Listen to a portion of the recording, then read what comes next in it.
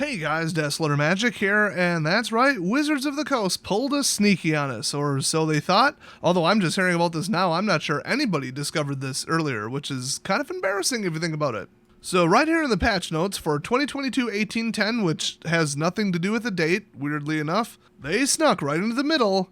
Chalice of the Void has been banned in the historic Brawl format, just specifically Brawl, which is quickly becoming Commander because they made it 100 cards instead of 60, and then they dumped in a bunch of Eternal Power cards, and now nobody knows what's going on. So there was no announcement, but this was like days ago that this came out. So nobody's building a brand new deck or using the new cards from the anthologies at all in the entire world, or reading the patch notes. Not one single individual person. Okay, one guy on Reddit and I got 3 upvotes, which is weird. So let's start with what is the card. So Chalice of the Void, it's XX, and then Chalice of the Void enters the battlefield with X charge counters on it. So if you want 3 charge counters, you gotta pay 6 because each X is 3 and 3 plus 3 is 6. Thanks for coming to my TED Talk. And then whenever a player, either player, casts a spell with converted mana cost equal to the number of charge counters on Chalice of the Void, counter that spell. I'm sure this was just absolutely hilarious and like limited, maybe constructed, but you start putting this in like Vintage and Legacy and Commander and Brawl and really anything else, this card is obnoxious. So my guess is that, sparing any kind of statement from WOTC, which what happened there? Was this even the right timing? Was this a mistake? I don't know, but it is effective in the game. People have verified this. I verified it myself. You cannot add this to a deck in Historic Brawl right now on Arena. My guess is they've already banned things that can individually stop a person from running their commander, and this does that. So the only question left is why the heck was this possibly included in that format? Why did they handpick this? This is Sorcerer's Spyglass, one of the first cards ever banned in Historic Brawl, or actually Standard Brawl if I'm not mistaken. And for much more mana, in theory, this blocks their commander and then some. Here's why I don't agree with this, or really honestly the Sorcerer's Spyglass one. It was an auto-include, it was boring, and it was off-color, I kind of get it. This one, it's more expensive, harder to play, and it's borderline, but basically, how am I going to go get this in a 99+1? I'd have to go fetch it, and then all I get to jam is just their commander, and they have the entire rest of their deck. That's a little much between them. That's going a little far. That's pretty difficult to pull off, and you could probably do equally degenerate stuff with similar cards. I mean, if their commander costs 4, you're jamming it for 8, then you yourself can't cast anything of that mana value. So, I don't know. This is kind of borderline. I just personally hate the card, and I see the logic here. What I don't get is why they didn't announce this. They did it, but they didn't announce it.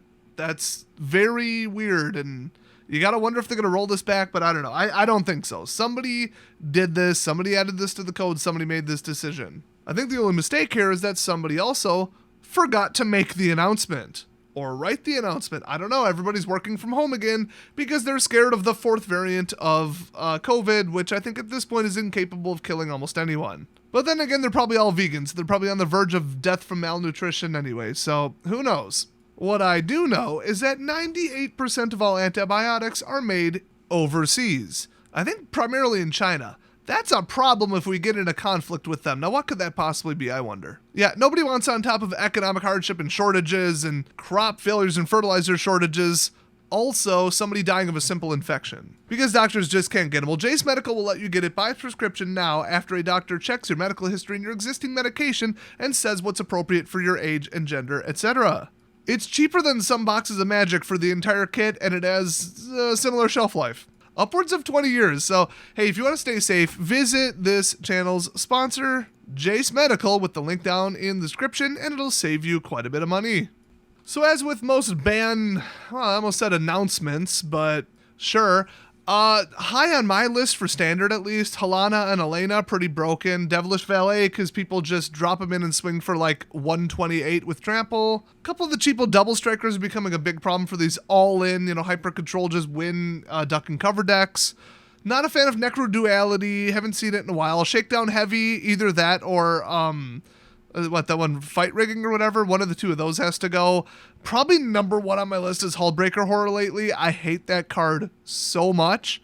Waking the Trolls, that still needs to go. Scoot Swarm, I hate it. They're obviously not going to ban it. Westgate Regent, just too annoying, too hard to get rid of. Terragrid, Just, can we not? There's another Terror in the next damn set. Prosperous Innkeeper, we got to get rid of it. Or the new one, Gala Greeters, one of the two of those or both. Elvish War Master, because honestly, I'll show you my elf deck. It still absolutely crushes.